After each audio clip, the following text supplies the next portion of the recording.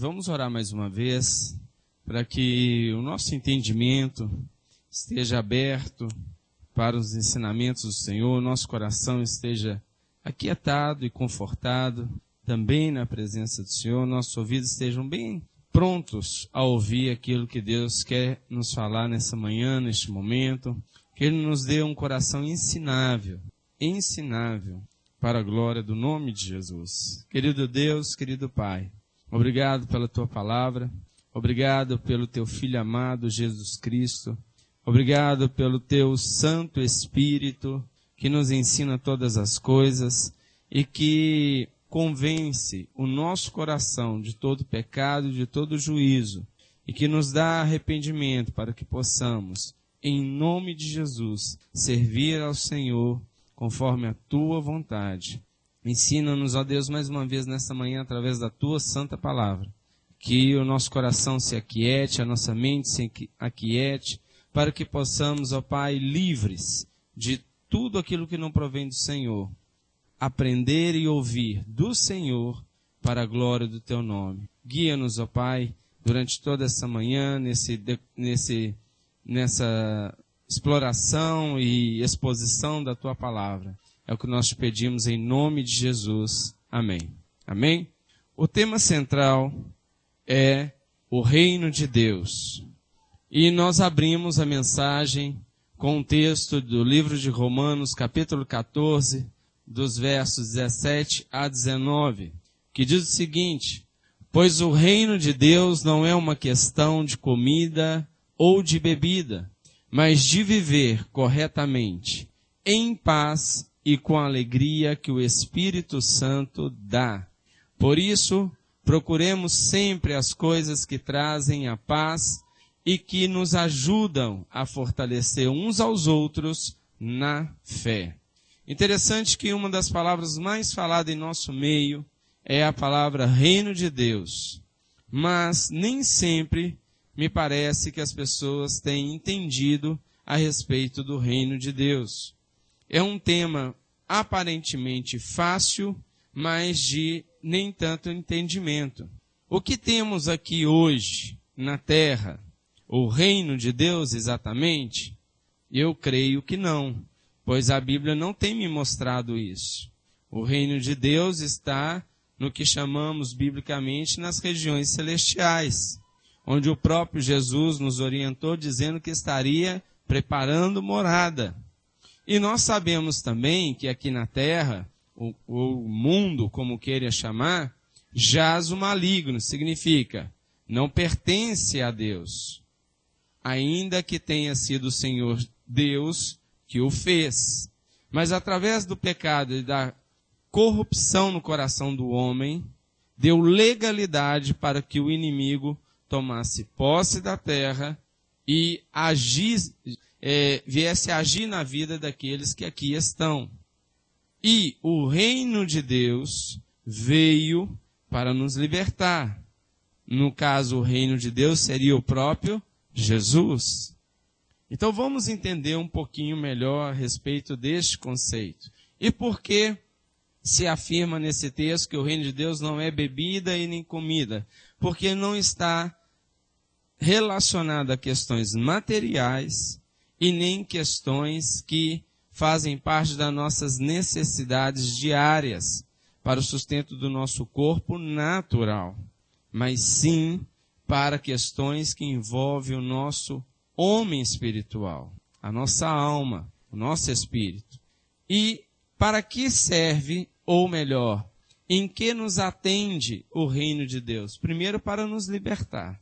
E segundo, que passamos a ser um instrumento de libertação nas mãos de Deus. E o próximo texto, o texto que vamos ler em seguida, está em Lucas capítulo 17, versículo 20 e 21.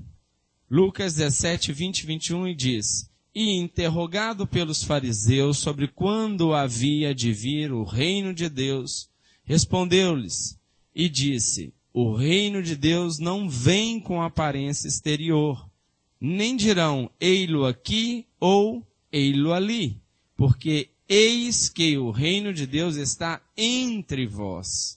Deus está avisando a todos os homens que o reino de Deus é chegado através da pessoa de Jesus Cristo. Que não adianta você dizer que o reino está aqui ou acolá. Essa questão de localização, espaço geográfico, não se encontra na terra o reino de Deus dessa maneira. Mas é o próprio Jesus. Então, a palavra grega usada nesse texto é basileia, que significa reinado. Reinado significa que é a manifestação do reino em nós. Ou melhor, a aceitação que nós temos a respeito do reino em nossa vida. Se nós deixarmos que Cristo governe a nossa vida, nós estamos aceitando o seu reinado. Se nós nos rebelarmos a respeito daquilo que Deus tem nos falado, tem nos mostrado, nós não estamos aceitando o seu reinado. Ainda que em palavras dizemos que Deus é o nosso Senhor, somos servos do Senhor, mas se nossas ações, o nosso coração não se inclinar, não aceitar a sua vontade, não estamos aceitando o seu reinado. E isso é o que determina se temos uma vida cristã verdadeiramente ou não. Ainda que pessoas dizem que são de Cristo. E mais, tem algumas questões que são fundamentais para que aceitemos o reino de Deus, que é a questão da humildade e do arrependimento. Tanto a humildade ou o arrependimento são questões fundamentais para que possamos pertencer ao reino de Deus. A Bíblia diz que o nosso nome foi escrito no livro da vida a partir do momento que pertencemos a Cristo, que aceitamos e confessamos a Cristo. Então somos sim um cidadão do céu. O cidadão do céu é aquele que pertence a Deus. Mas enquanto morarmos aqui, nós temos que aceitar o seu reinado. Isso é uma demonstração que aceitamos e pertencemos ao seu reino. E esse texto diz, e naqueles dias apareceu João Batista pregando no deserto da Judeia e dizendo, arrependei-vos, porque é chegado o reino dos céus. Então, o arrependimento é uma exigência para que pertencemos ao reino de Deus. E um coração que é sempre pronto a se arrepender é um coração que aceitou o reinado do Senhor na sua vida. Mas diz mais o texto, porque este é o anunciado pelo profeta Isaías. É um cumprimento das profecias da Bíblia, que disse, voz do que clama no deserto, preparai o caminho do Senhor, endireitai as suas veredas. Vereda significa caminho. Então nós temos que nos arrepender para que o nosso coração esteja pronto para obedecer ao reinado de Cristo. E diz mais, em Mateus 6, de 9 a 15, portanto vós orais assim, Pai nosso que estás nos céus, santificado seja o teu nome. Sabemos que Deus é santo, e consequentemente o seu reinado também. Sendo assim, nada vai entrar no reino de Deus que não esteja santificado. E a santificação vem através da purificação de Deus. Não é alguma coisa que possamos fazer com água e sabão, qualquer outra coisa do tipo. Somente com remissão de pecados. A remissão se dá pelo sangue. O sacrifício que foi feito por nós, ou que foi pago por nós, de algo que não poderíamos pagar. Pois, se Cristo, então, pagou os nossos pecados, pagou, então, as nossas dívidas. Contraímos dívidas através do pecado original de Cristo e que nos trouxe uma vida pecaminosa. A partir do momento que aceitamos a Cristo, Cristo paga os nossos pecados. Sendo assim, Ele nos santifica. E somos santificados através das nossas escolhas. As escolhas que fazemos através do reino de Deus. E diz mais o texto, venha o teu reino. Bom, Se estamos dizendo, então, se o texto diz que venha o reino, significa que o reino ainda não chegou. Então, o que chegou para nós? O seu reinado. Nós seremos levados ao seu reino. Não é assim que diz as Escrituras? E diz, mas seja feita a tua vontade, assim na terra como no céu. Se o texto diz que seja feita a tua vontade, significa que estamos numa situação de submissão a Deus e de aceitação do seu reino. Se confessamos que Deus é Deus, significa que Ele reina. Se Ele reina, nós não sendo Deus, temos que nos submeter ao seu reino. E todos os povos terão que se submeter ao seu reino. Agora, aqueles que se submetem ao reino de Deus, Deus os chama de filho. Pois se fomos comprados com teu sangue, passamos também a ter o seu sangue, espiritualmente falando. E somos também o seu filho. Mas diz mais o texto: o pão nosso de cada dia nos dá hoje, e perdoa-nos as nossas dívidas, assim, quer dizer, do mesmo modo como nós perdoamos aos nossos devedores. Pois, se somos salvos através do perdão do Senhor, significa então que pertencemos a Deus. Se pertencemos a Deus, também temos que ter uma atitude conforme ou em conformidade à vontade de Deus. Temos que ter Cristo como nosso modelo, a nossa inspiração. E devemos ser o seu imitador. Como imitadores de Cristo, assim como Ele nos perdoou, assim também temos que perdoar a todos. Talvez alguns possam pensar assim, mas é tão difícil perdoar. Querido, você não está sozinho nisso. É dificílimo para mim, para a pessoa que está ao seu lado, e atrás de você, e à sua frente, e a todos os outros que aqui não estão. Mas não perdoamos com o nosso perdão, perdoamos com o perdão que vem de Cristo. Ao mesmo tempo, não perdoamos facilmente, porque não é algo que está na vontade da nossa carne.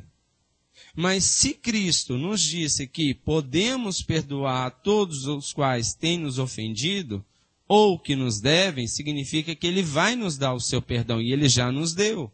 Então devemos usar este perdão para perdoar os outros, assim como todas as outras coisas. Para obedecermos a Deus e fazermos a vontade de Deus, precisamos que a vontade de Deus atue em nós. E precisamos deixar que essa vontade se manifeste e age em nosso meio, em nossa vida. O homem não tem nada se de Deus não lhe for dado. Não temos essas virtudes como frutos da nossa carne. Temos essas virtudes através do fruto do Espírito Santo, quando somos guiados por Deus. Mas o texto diz mais: e não nos conduza à tentação. Outra versão diz: não permita que sejamos tentados, ou nos livre da tentação. Nós sabemos que a tentação é algo que passa em nossa vida, que acontece. Com que frequência não existe regra, mas o fato é que somos tentados, e não por Deus, mas por aquele que está reinando sobre a terra, Satanás. Mas vencemos a tentação através do reinado ou do domínio da vida de Cristo em nossa vida. O próprio Jesus foi tentado, mas ele venceu através da palavra de Deus. Ou melhor, quando foi obediente à sua palavra. E ao obedecer à palavra de Deus, o próprio Jesus venceu a tentação. E vencendo a tentação, ele venceu o mal e venceu o diabo. Mas livra-nos do mal, porque teu é o reino e o poder e a glória para sempre. Amém. Porque se perdoardes aos homens as suas ofensas, também vosso Pai Celeste vos perdoará a vós. Se, porém, não perdoastes aos homens as suas ofensas, também vosso Pai vos não perdoará as vossas ofensas. No reino de Deus, no céu, só entrará aquele que parece com Jesus. E parecer com Jesus é ter um coração que se arrepende e ter também um coração humilde. Eu vou fazer uma breve ilustração aqui.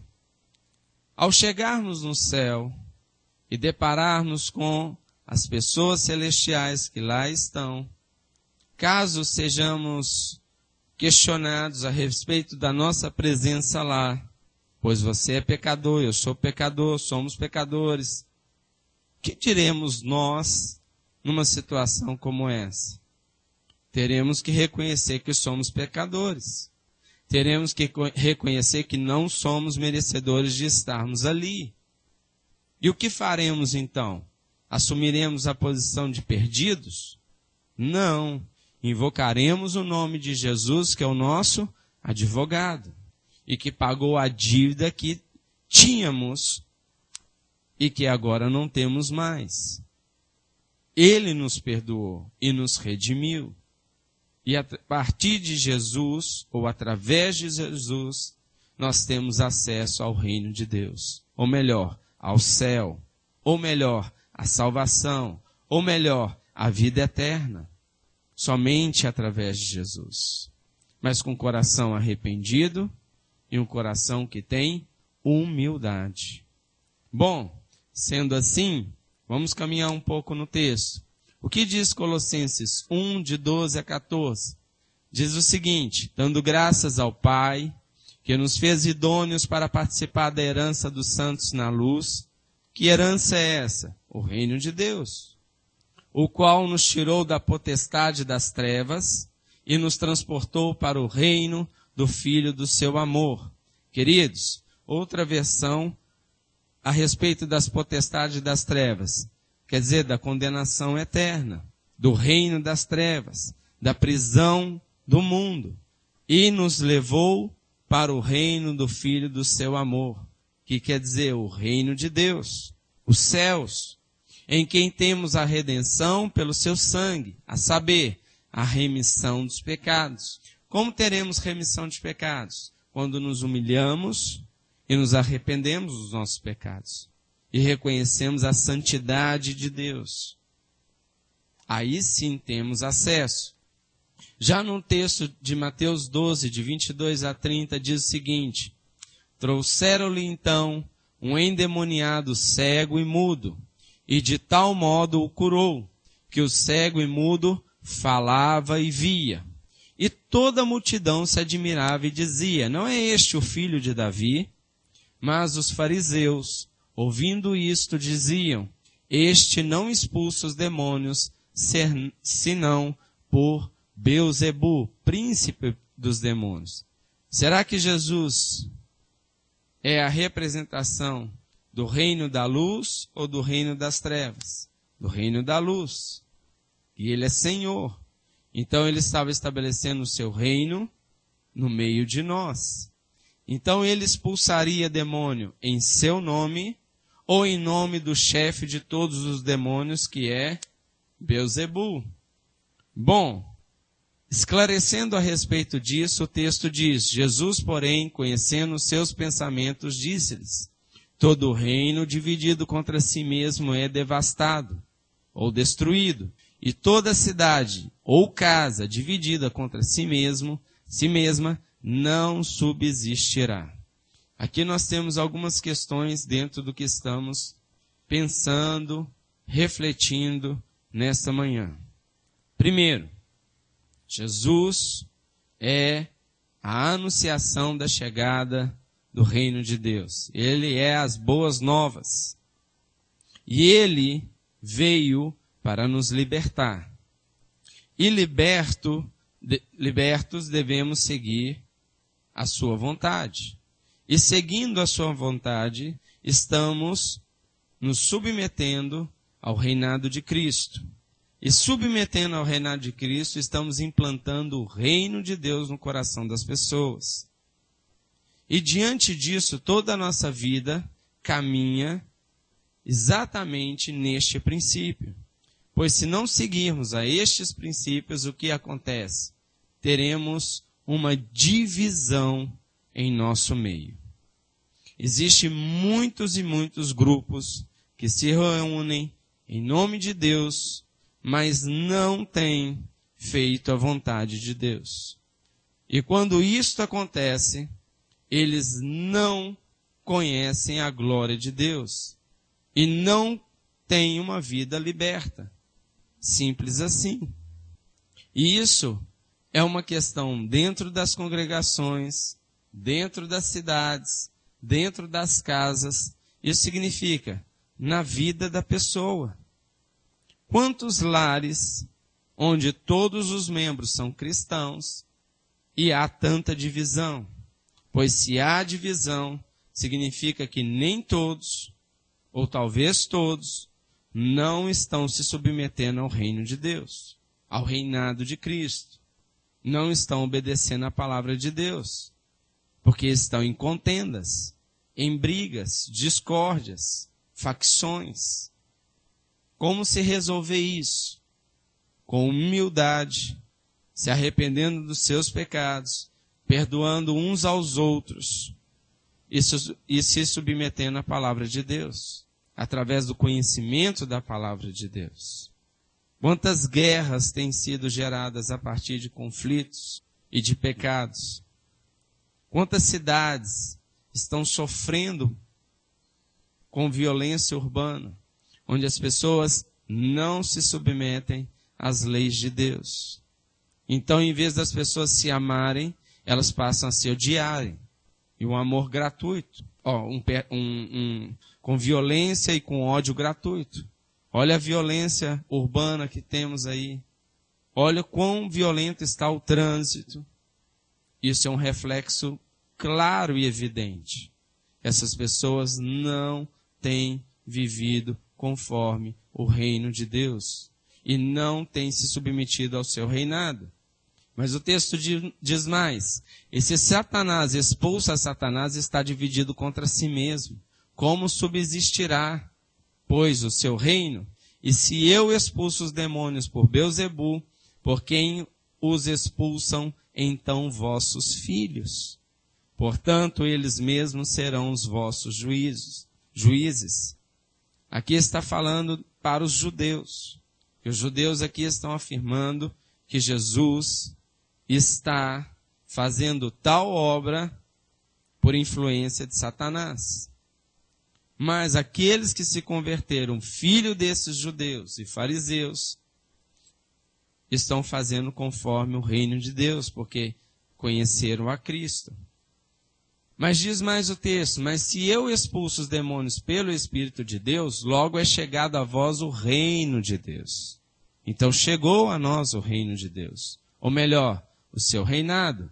Ou como pode alguém entrar na casa do valente e furtar os seus bens, se primeiro não maniatar, ou melhor, não render o valente, saqueando então a sua casa? Quem não é comigo é contra mim, e quem comigo não ajunta, espalha. Essa última frase, quem não é comigo é contra mim, significa então que só existe dois reinos, o reino de Deus e o reino das trevas. Algumas pessoas pensam que existe aí talvez um campo neutro, porque ao perguntar para a pessoa, você pertence ao reino das trevas? Ela vai dizer, não pertenço ao reino das trevas.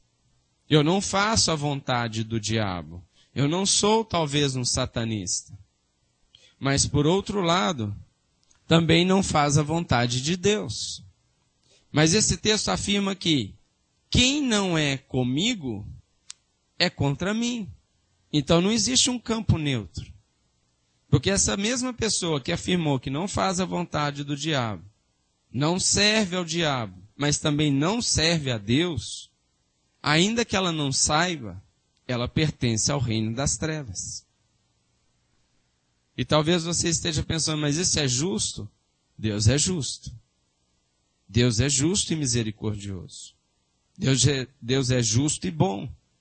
E por uma questão de justiça, de não aceitar o seu reino, não pertence ao seu reino.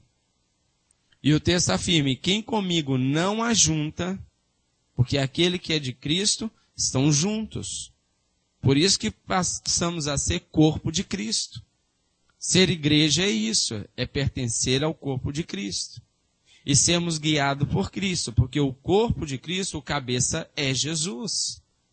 A cabeça é o comando de todo o corpo. Então Jesus é o comando da igreja. Então Jesus nos comanda. E Jesus nos comandando, temos que fazer a sua vontade. Mas aquele que não se ajunta com Cristo, se espalha. O que é aquilo que está espalhado? É aquilo que está perdido. E o que é aquilo que está perdido? É aquilo que está condenado. Pois Jesus veio salvar e resgatar os perdidos. Temos que pensar numa coisa. Se fomos achados por Cristo, e agora pertencemos ao seu reino, como imitadores de Cristo, temos que chamar a outros que estão perdidos para Cristo. Isso é muito sério. Isso é a obediência do ide.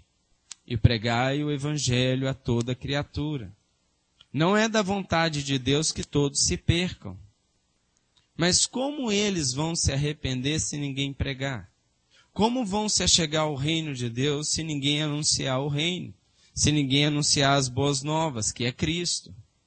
E se ninguém lhes anunciar as boas novas, permanecerão perdidos, ou serão eternamente julgados e culpados pelos seus pecados.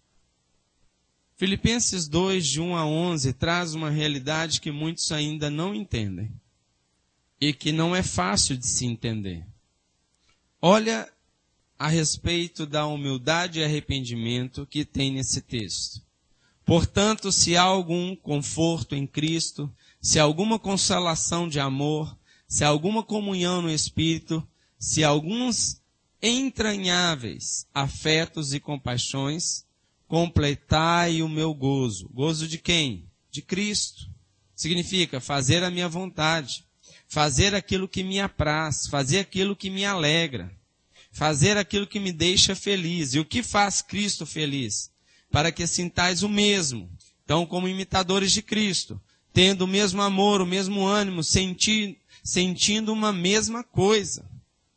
Nós temos que sentir a compaixão pelas almas perdidas, a mesma compaixão que Cristo tinha pelos perdidos. Ter o mesmo ânimo de Cristo. Cristo tem teve toda a disposição para ir atrás do perdido. Nós devemos ter as mesmas disposições. E mais, o mesmo desprendimento. Porque muitas vezes o que nos prende são questões materiais e carnais. E sendo nós livres e salvos, temos que ter o mesmo desprendimento. É estarmos libertos daquilo que nos prendia antes. Isso é muito sério. Nada façais por contenda. Ainda que façamos, o nosso coração tem que ter alegria e não contenda. O que adianta fazermos a vontade de Deus e do seu reino se o nosso coração não sente nenhum prazer, nenhuma alegria? Ou façamos tudo murmurando, queixosos. Isso não é a vontade de Deus. Não estamos fazendo a vontade de Deus de maneira plena. Isso não vai agradar a Deus. Se nós que somos homens naturais, pedimos alguma coisa para alguém, e esse alguém, ainda que faça aquilo que pedimos, faça caras e bocas e faça murmurando, não nos dá nenhuma alegria. Não nos dá um sentimento de missão cumprida. É isso que Cristo está nos dizendo. Ou por vanglória, fazer para que receba louvor, reconhecimento pelas pessoas, ou ganho por alguma coisa. É o que muitas vezes tem escandalizado as pessoas. Igrejas, pastores, líderes que fazem para receber alguma coisa.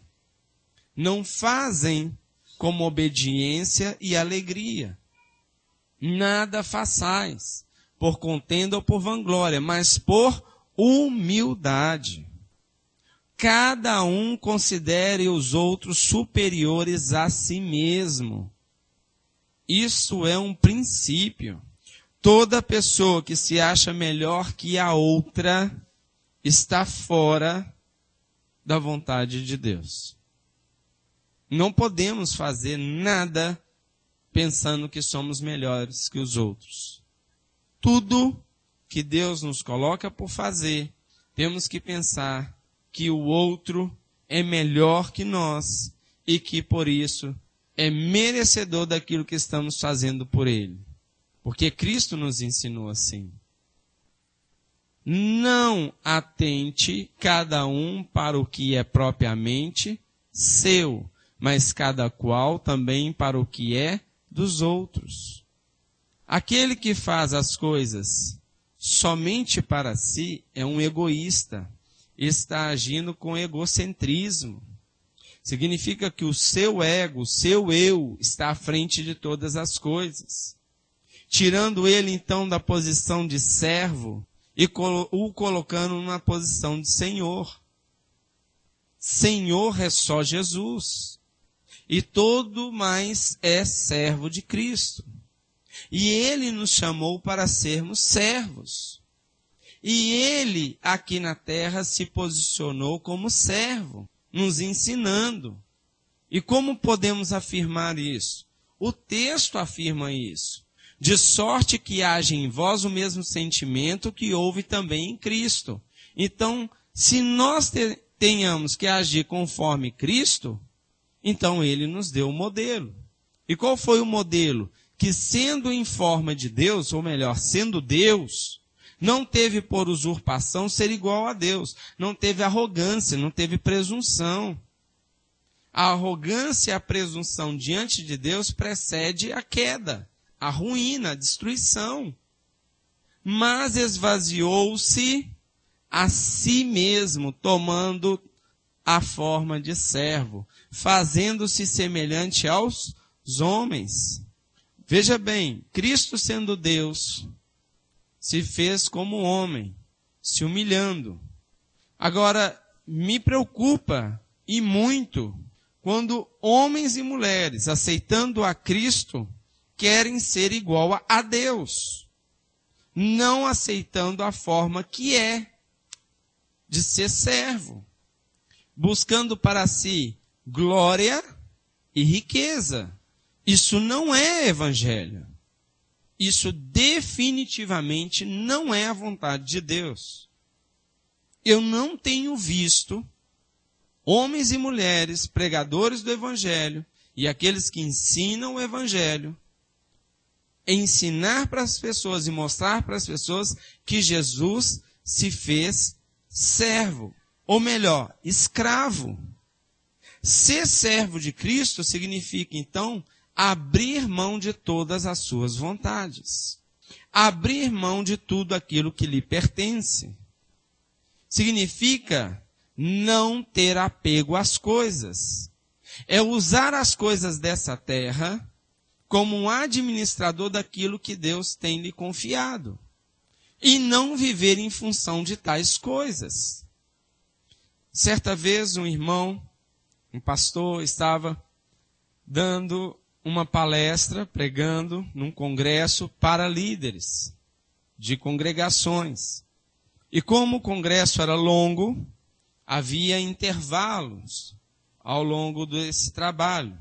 E num desses intervalos ele sai um pouco do espaço onde ele se encontrava para tomar um ar, né? E para arejar um pouco a mente, para descansar um pouco a mente.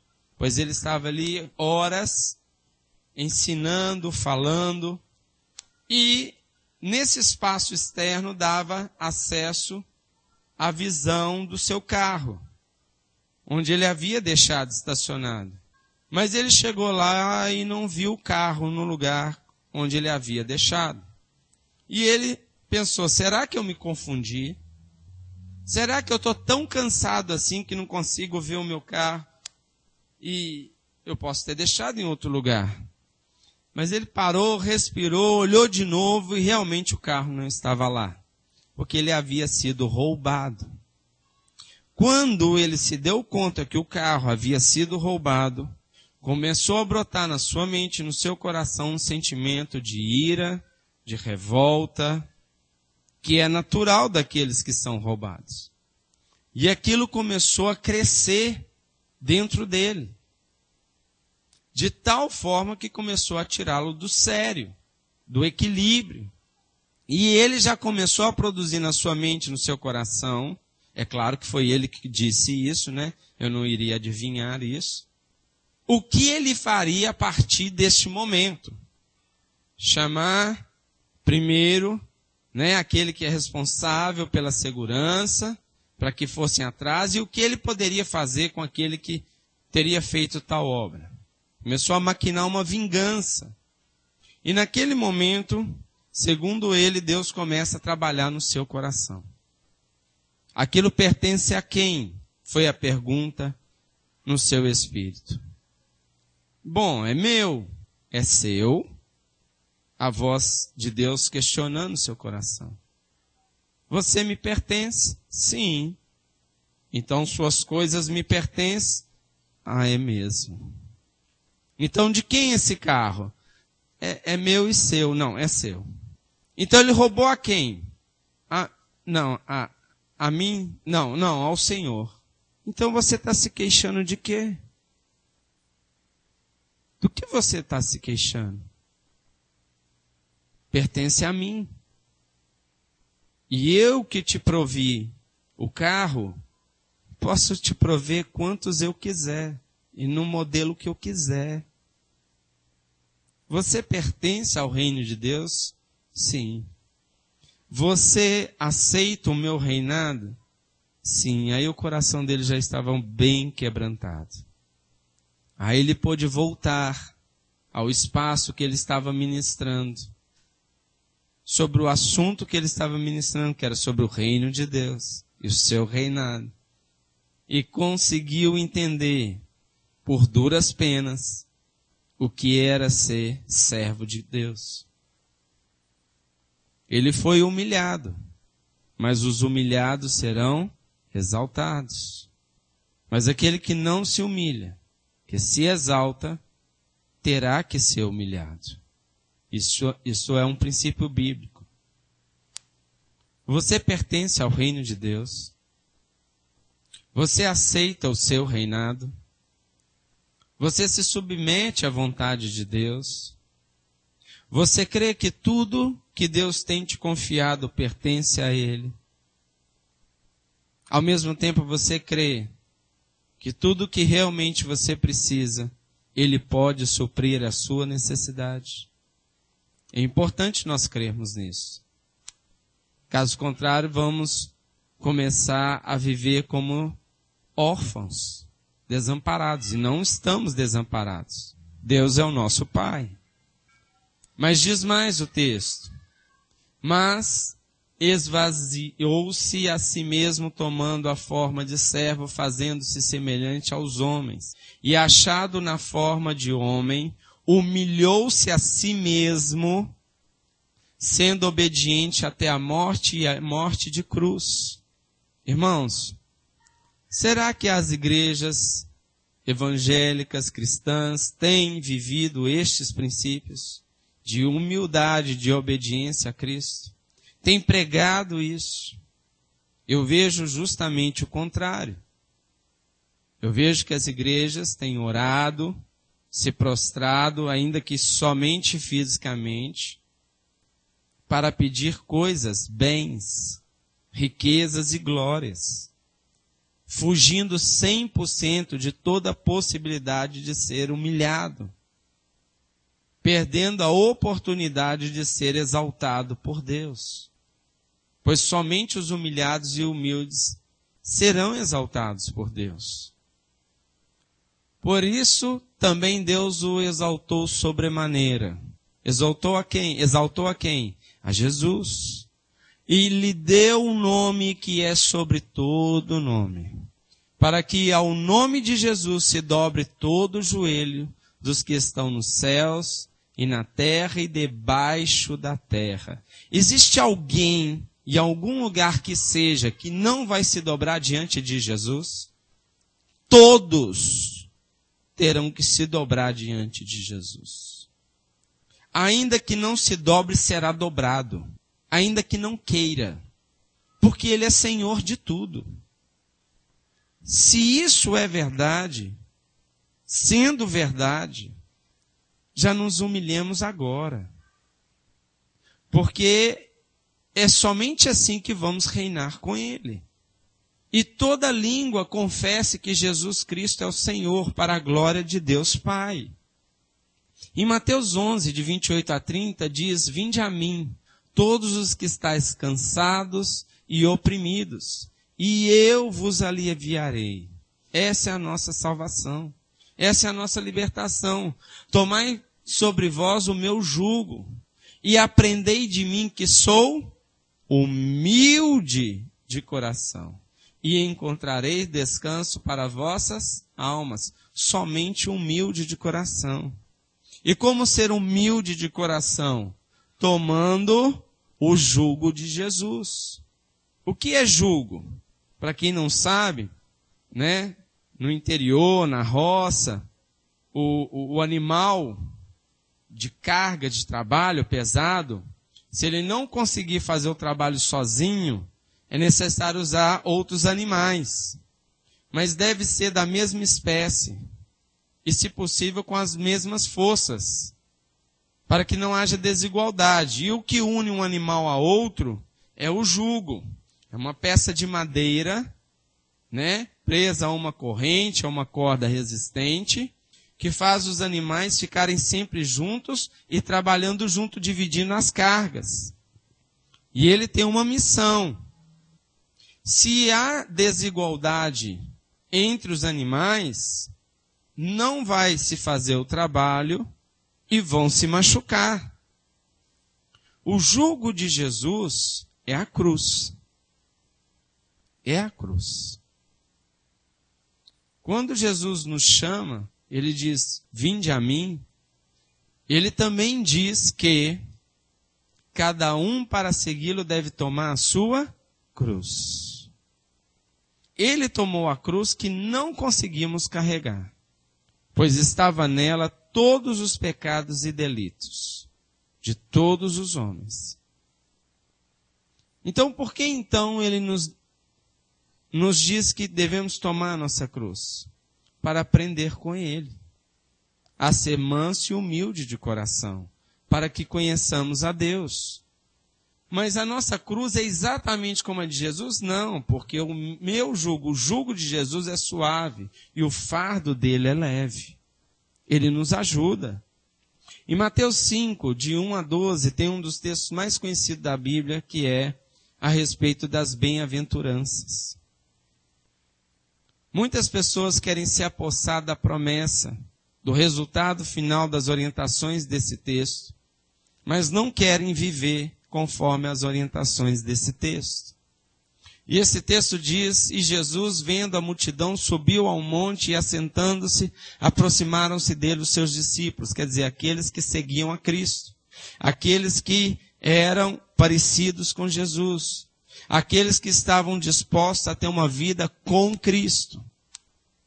E diz mais: e abrindo a sua boca os ensinava. Quem estava ensinando? Jesus. Quem está nos ensinando agora com este mesmo texto? Jesus.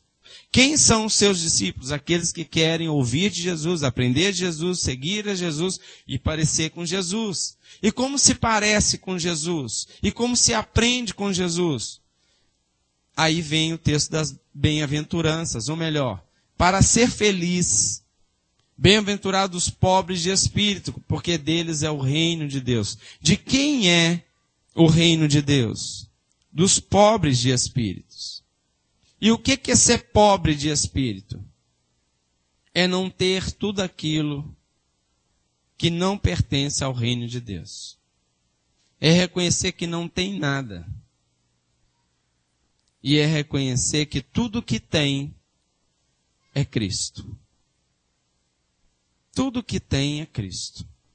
E diz mais o texto: Bem-aventurados os que choram, porque eles serão consolados. Uma vida de humildade é uma vida chorosa. Não queremos chorar, nem por nós e nem pelos outros. E quando não aprendemos a chorar por nós, não aprendemos a chorar pelos outros. Olha essa tragédia que aconteceu na França.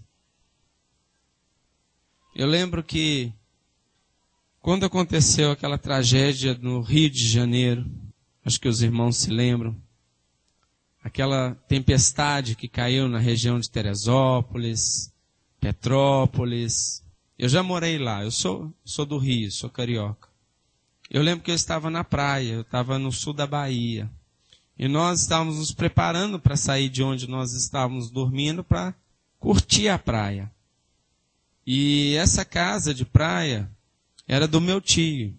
Meu tio já faleceu e tinha essa casa de praia. E ele me pediu que arrumasse algumas coisas na sua casa. Entre elas a televisão, que estava lá, que tinha queimado. Então eu havia levado uma televisão nova. Aí precisava instalar antena, essas coisas todas. E ao fazer os testes dos canais, para ver se as conexões estavam certas e tal, eu ouvi essa notícia. Porque quando eu estou assim descansando, eu tento o máximo descansar de televisão, de tela de computador, dessas coisas, para que eu possa descansar por completo. Mas ao ver essa notícia, eu lembro que eu me coloquei de joelho e eu chorei demais, mas demais. E ontem também, não diferente, eu fiquei muito triste. Chorar e ser consolado. Mas diz mais, bem-aventurados os mansos, porque eles herdarão a terra. É difícil ser manso. Um pré-requisito para ser manso é ser humilde. Só os humildes conseguem ser mansos. Porque os arrogantes são exaltados. Ainda que não seja nas suas ações, mas é na sua mente e no seu coração. Porque ele quer ter razão de tudo. Ele se acha o dono da verdade. Bem-aventurados que têm fome e sede de justiça, porque eles serão fartos. Justiça é Cristo. Nós temos que ter sede e fome de Cristo, para fazermos a sua vontade. Bem-aventurados misericordiosos, porque eles alcançarão misericórdia. Terão compaixão. Bem-aventurados os limpos de coração, porque eles virão a Deus. É necessário ter um coração que se arrependa sempre, que se humilhe diante de Deus, que reconhece que não consegue fazer as coisas por si só, que depende de Deus, da sua misericórdia, do seu amor, da sua compaixão. Bem-aventurados os pacificadores, porque eles serão chamados filhos de Deus. Bem-aventurados os que sofrem perseguição por causa da justiça, porque deles é o reino de Deus. Quem quer ser perseguido? Porque aquele que é perseguido geralmente é humilhado por aquele que o persegue. E ninguém quer isso. Mas aquele que, de acordo com uma perseguição, age segundo a vontade de Deus. Bem-aventurados sois vós, quando vos injuriarem, perseguirem, mentindo, disserem todo mal contra vós por minha causa. Exaltai e alegrai-vos, porque é grande o vosso galardão nos céus, porque assim perseguiram os profetas que foram antes de vós. Quem quer ter uma vida conforme os profetas antes de nós? Ninguém. E eu entendo muito bem o porquê. Mas são estes que serão exaltados e se alegrarão e terão o vosso prêmio nos céus. Eu não tenho ouvido, nem visto, esse evangelho sendo pregado a todo lugar. Sendo assim, também não tenho visto vidas cristãs seguirem ao caminho que o evangelho nos propõe. Em Mateus 3, de 5 a 10, diz, então, ia ter com ele Jerusalém e toda a Judeia, e toda a província adjacente ao Jordão, e eram por ele batizados no Rio Jordão, confessando os seus pecados. E vendo ele muitos dos fariseus e dos saduceus, que vinham ao seu batismo, dizia-lhes, raça de víboras, quem vos ensinou a fugir da ira futura? Produzir, pois, frutos dignos de arrependimento. Temos que produzir frutos de arrependimento. O batismo não é o mergulho nas águas. O batismo é um mergulho na vida que Jesus nos propõe. Mergulhar na vida que Cristo nos propõe implica em arrepender e se humilhar diante de Deus. É morrer para si e para o mundo, ser sepultado para si e para o mundo, para reviver e viver para Cristo e o seu reinado em nós. Isso é nascer de novo. Nascer de novo é nascer todo dia, em todo momento, e muitas vezes em muitos lugares. Mas diz mais o texto: e não presumais, quer dizer, não sejais presunçosos, arrogantes, de vós mesmos, dizendo, temos por pai Abraão. Gente, isso é se agarrar à religião, às tradições religiosas. Isso não salva ninguém. Ser filhos de crente não nos faz crentes. Ser filho de cristão não nos faz cristãos. Deus não tem netos, nem bisnetos. Todos que vão ver a Deus terão que nascer de novo. Porque eu vos digo que mesmo dessas pedras Deus pode suscitar filhos a Abraão. E também agora está posto o machado à raiz das árvores. Toda árvore, pois, que não produz bom fruto, é cortada e lançada ao fogo. Queridos, temos que ter uma vida de humildade e de arrependimento. Não é termos um momento único de humildade e de arrependimento. Converter significa mudar de vida. Ser transformado, dia após dia. Porque aquele mesmo texto de Filipenses 2 diz que desenvolvei a vossa salvação. É todo dia, toda hora. Marcos 1, de 1 a 5 diz, princípio do Evangelho de Jesus Cristo, o Filho de Deus. Como está escrito nos profetas, eis que eu envio o meu anjo até a tua face, o qual preparará o teu caminho diante de ti. Vós do que clama no deserto, preparai o caminho do Senhor e endireitai as suas veredas. Nós já tínhamos lido esse texto, só que em outro trecho, e eu aproveitei o outro trecho para não perder o contexto. Preparai o vosso caminho, preparai o coração. A Escritura afirma, Jesus disse, eu sou a verdade, eu sou o caminho, a verdade e a vida. Ninguém vai ao Pai senão por mim. Preparar o caminho é preparar o coração. Apareceu João Batista batizando no deserto e pregando o batismo de arrependimento. Qual era o batismo pregado por João Batista? O arrependimento. Não era o banho de piscina. Para a remissão de pecados. Se não houver arrependimento, não tem remissão de pecados. Se não tem remissão de pecados, não tem salvação. E toda a província da Judéia, Jerusalém, iam ter com ele. E todos eram batizados por ele. Por quem? Por João Batista. E qual era o batismo pregado por João Batista? O do arrependimento. Ainda que fosse no Rio Jordão. E o que havia exatamente durante o batismo? Confessando os seus pecados. Havia confissão de pecados. Havia humilhação e arrependimentos. Qual é o problema do Brasil? Muitos. Qual é a solução? Só existe uma. Qual é a bandeira do povo de Deus na terra? Essa. E somente essa. E qual é essa?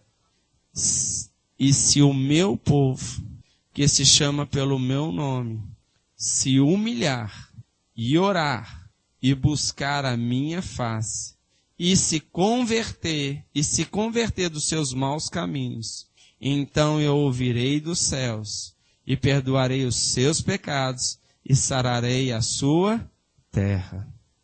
Essa é a solução. Não vai adiantar de absolutamente nada mudarmos de governantes, se isso não for uma verdade no meio do povo de Deus. Temos nós nos humilhados e orados diante de Deus. Nós só teremos uma casa melhor, no sentido de convivência, uma cidade melhor, um bairro melhor, um país melhor, se nós, como povo de Deus, e se o meu povo, se chamar pelo nome dele, se humilhar, orar, buscar a minha face consiste em conhecer a palavra de Deus. Eu já estou encerrando. Somente assim. Caso contrário, nós continuaremos tendo o governo que merecemos. Em Tiago diz que aquele que sabe fazer o bem e não o faz, peca contra Deus. Se nós sabemos disso, não fazemos isso, estamos pecando contra Deus. Eu queria que nós, nestes minutos, nos humilhássemos e orássemos, porque temos conhecido a palavra de Deus. Os irmãos depois podem ver, rever, tem sido postado no site, no Facebook da igreja, as mensagens. E esses textos escolhidos foram escolhidos primeiro porque revela a vontade de Deus e o seu reino. Mas também são praticamente auto-ensinados. São auto-explicativos. Qualquer um pode pegar, ler e entender qual é a vontade de Deus para as nossas vidas. Queridos, nós temos tantas necessidades. Eu queria que nós, como igreja, colocássemos como um alvo e uma necessidade de oração a vida do Ezequiel e sua família. Ezequiel, nessa semana, perdeu seu pai faleceu. Nos últimos domingos ele não estava presente aqui conosco porque ele estava com seu pai no hospital. Deixava aqui sua família e ia até lá. E ele partiu. E eu sei que cada um aqui tem suas questões. Irmãos, o que não falta são questões para nós orarmos. E ainda que não houvesse nenhuma, se Deus nos instruiu para orarmos, oremos por obediência. Isso mostra maturidade diante de Deus e maturidade espiritual. O maduro espiritualmente é aquele que obedece a Deus, ainda que não saiba por quê. Quais são uma das maiores dificuldades que temos nós, como professores em sala de aula? Que os alunos não querem obedecer. Por que eu estou aprendendo isso, aquilo outro? Aí nós dizemos, porque é bom para você e tal. Mas obedeça. Aprenda. Nós, como igreja, temos muitas vezes nos rebelado contra Deus, por não obedecê-lo. Isso é muito sério e muito grave. Como vamos alcançar as bênçãos de Deus? E isso mostra que não estamos nos submetendo ao seu reinado. Não estamos no papel de servo do Senhor. E quando isso acontece, vocês podem perceber. A igreja começa a orar somente por aquilo que quer ganhar e se enriquecer, ou ganhar vantagem em alguma coisa, promoção por algum motivo, somente para benefícios próprios e pessoais, alimentando então seu egocentrismo, sendo reinado pelo seu umbigo. Não é essa a vontade de Deus.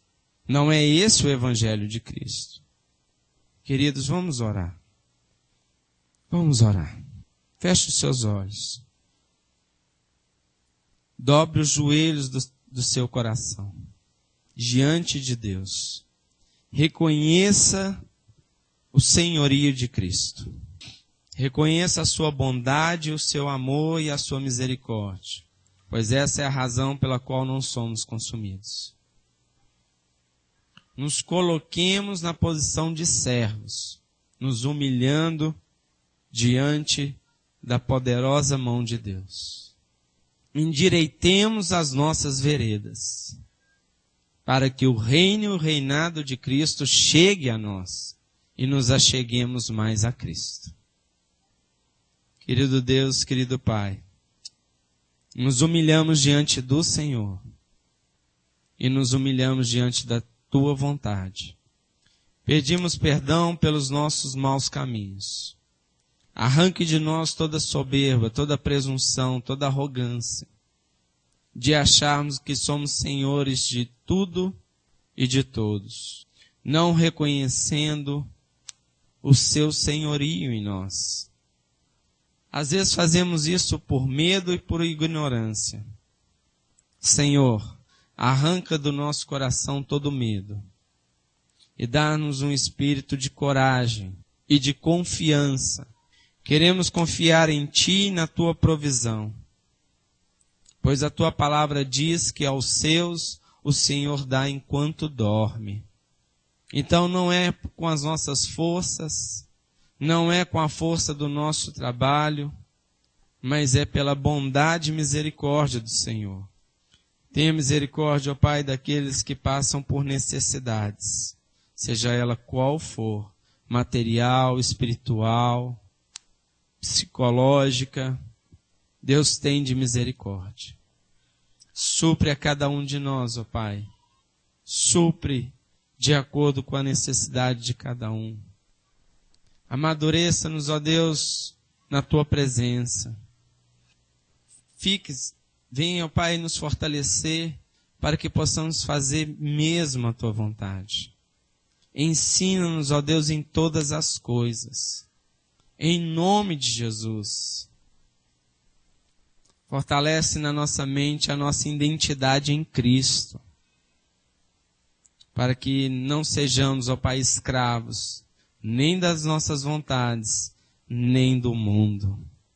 Liberta-nos, ó Deus, e usa-nos, ó Pai, como um canal de libertação na vida de outros, aonde quer que o Senhor nos enviar. Em nome de Jesus. Em nome de Jesus. Pois cremos que aquele que começou a boa obra é fiel e justo para completá-la. Completa em nós a Tua boa obra, para que possamos ver a Deus. Que o amor de Deus, o nosso Pai, a graça redentora do nosso Senhor Jesus Cristo e as doces consolações do Santo Espírito de Deus, seja conosco e com toda a Igreja de Jesus sobre a face da terra, até a vinda gloriosa do nosso Senhor e Salvador Jesus. Amém. Querido, Deus abençoe a todos.